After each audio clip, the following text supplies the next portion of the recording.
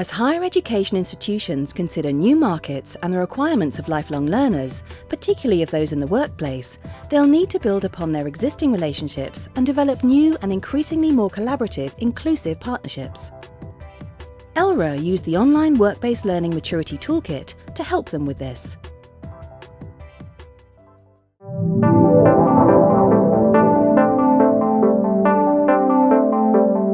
The Edinburgh Lothians Fife and Borders Regional Articulation Hub, or ELRA, is based at Edinburgh Napier University and funded by the Scottish Funding Council. It's a consortium of 15 colleges and universities in the southeast of Scotland and aims to increase and develop pathways that will help people in colleges, schools and employment gain access to higher education. Their approach to learning and teaching is based on active engagement with stakeholders and strong partnership working. We were very aware that increasingly people were choosing to maybe go and learn in the workplace, and in doing so we're accessing other types of qualifications. And in the main, universities had no mechanism or no policy for recognising these qualifications when considering students applying then to go on to degree study. And equally, degree study being delivered on campus didn't suit people who were predominantly working full-time.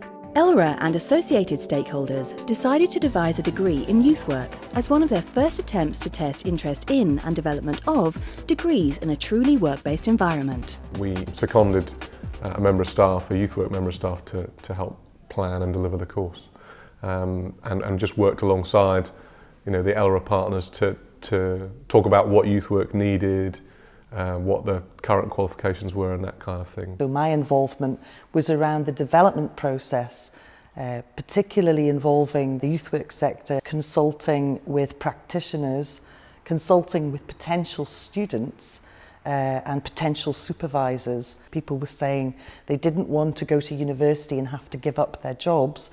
In fact, because it's quite practice orientated, people were saying there needed to be a better fit between actually practice and theory. We use recognition for prior learning, for example. We use experience. We look at qualifications. All of these things help us decide where a person will start. And in the main, the majority of the group that have just started have entered into years 2 and years 3 of the programme. The youth work degree was designed in the remarkably short time of 8 months.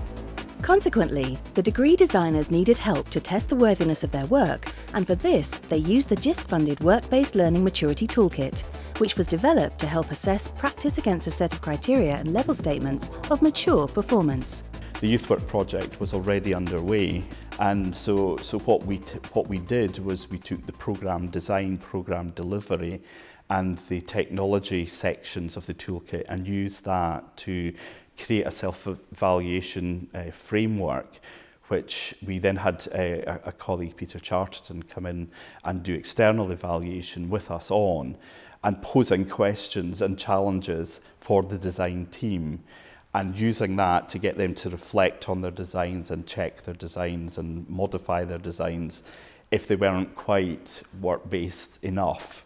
It was used in the evaluation of the partnership and the way that the stakeholders were and communicated with each other and worked. That was actually a really useful exercise for us because it gave confirmation of what we actually knew, but it was nice to see it written down. But it also raised some issues of good practice, but also areas where we might think about moving and developing in the future. I used the Work-Based Maturity Toolkit to just, I suppose, like a reference guide. I dipped in and out of it during the programme design and delivery stages, and I also looked back at it for evaluation purposes when we looked to see how the first term had gone. It also prompted us about what we could be doing to extend our use of technology.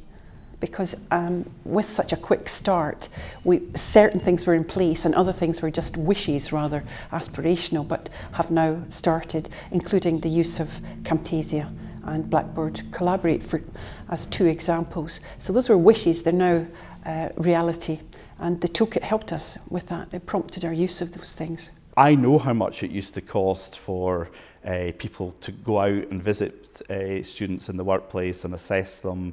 I know the time it took as well Technology has revolutionised that. It's cut down the amount of time that learners take to complete. It provides more opportunities to give them feedback and to provide a kind of customised support for them in ways that traditional models of assessors and academics traipsing around the country just simply can't. We needed employers, we needed the council, we needed all the different agencies involved had to have their say, and you had to be transparent and above board to make sure we were meeting everybody's needs.